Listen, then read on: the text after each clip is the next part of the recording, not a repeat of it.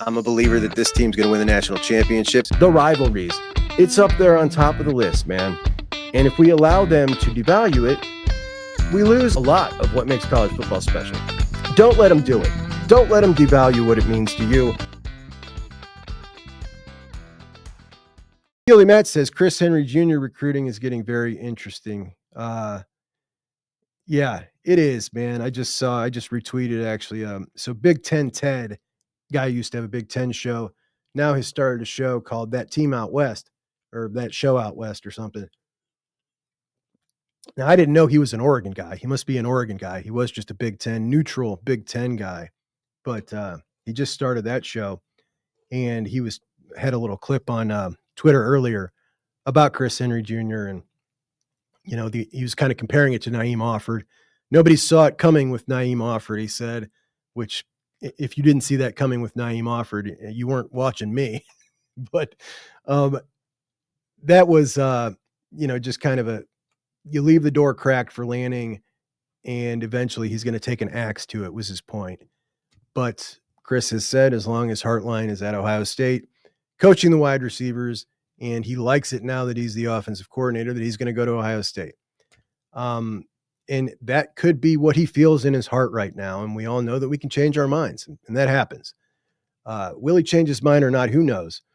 But yeah, Billy says JUCK definitely knew about Offer. There's no doubt about that.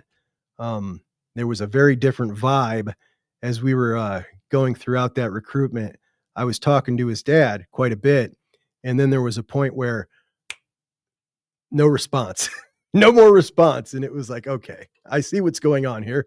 It also corresponded to a whole lot of smoke around the recruitment. So yeah, that was a goner.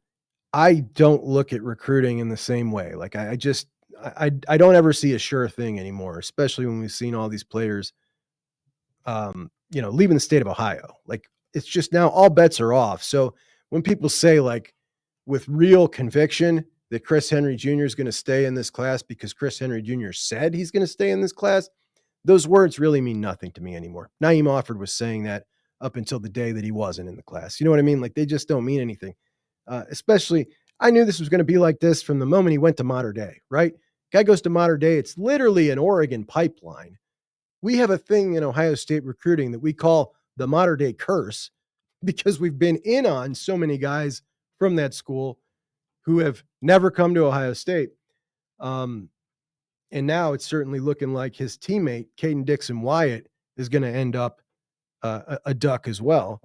And it was looking for a while like Ohio State was leading in that recruitment. So who's to say? I have no idea. It's not a recruitment I'm going to get all bent out of shape about either way because, I'm looking at Jeremiah Smith, and while I would love to have Chris Henry Jr. and think he's going to be an excellent college wide receiver, probably a really good pro, I can't get really torn up about it because he's not a Jeremiah Smith level prospect. And there's a lot of really good wide receiver prospects. I just, one thing I do know for sure is Brian Hartline's always going to have a couple really, really good ones. Whether that be a guy like Quincy Porter, who at the time Brian Hartline was in on him, was the number 18 wide receiver in the country, which I knew was absurd. You knew was absurd after I showed you the film of him. He was in the top 3 for me. And he eventually ends up in the top 3 when it's all said and done. But Hartline's always going to go find that guy. He's always going to go find that. He's always going to go find that Mylan Graham, who was a nobody.